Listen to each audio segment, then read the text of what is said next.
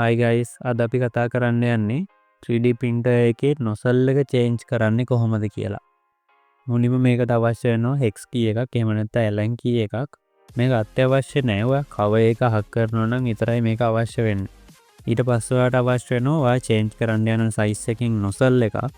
ඊට පස්සේ අවශ්‍ය වෙනවා nozzle එක ගලවන්න සහ high කරන්න පුළුවන් යතුරක්. මුලින්ම මම හොටෙන්ඩ් එකේ cover එක hack කරගන්නවා. එතකොට මම nozzle එක change කරන හැටි ඔයගොල්ලන්ට පැහැදිලිව බලා ගන්න පුළුවන්. එහෙම නැත්නම් මේ හොටෙන්ඩ් cover එක hack කරන්නේ නැතුව උනත් nozzle එක change කරන්න පුළුවන් ඔයාලට. ඊට පස්සේ මම කරන්නේ මේ nozzle එකේ silicon sock එක hack කරගන්නවා.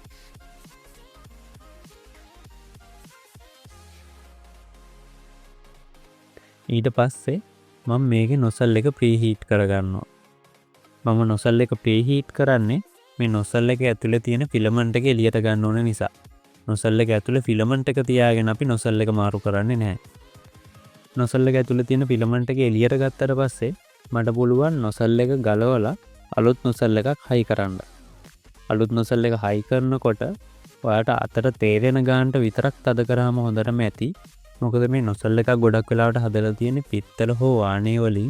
ඒ වගේම heat block එක ගොඩක් වෙලාවට හදලා තියෙන්නේ ඇලුමිනියම් වලින්. ඔයා ඕනවට වඩා තද කළොත් එහෙම මේ nozzle එකේ හරි එහෙම නැත්නම් heat block එකේ හරි පොට සවුත් වෙන්න පුළුවන්.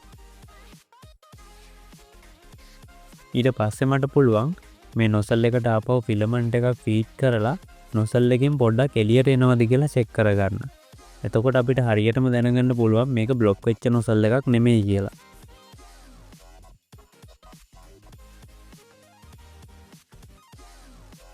ඊට පස්සේ මට පුළුවන් මේකේ heat block එකට silicon sock එක දාන්න. silicon sock එක දැම්මට පස්සේ මට පුළුවන් මේ hot end cover එක ආපහු high කරන්න. අපි nozzle එකක් change කරාම සුළු වශයෙන් හරි මේකේ bed leveling එක වෙනස් වෙන්න පුළුවන්. bed leveling එක වෙනස් නොවුනත් ඉසෙට් offset එක වෙනස් වෙන්න පුළුවන්. ඒක නිසා හැමතිස්සෙම nozzle එකක් change කරාට පස්සේ bed leveling එකක් කරන්න අමතක කරන්න එපා.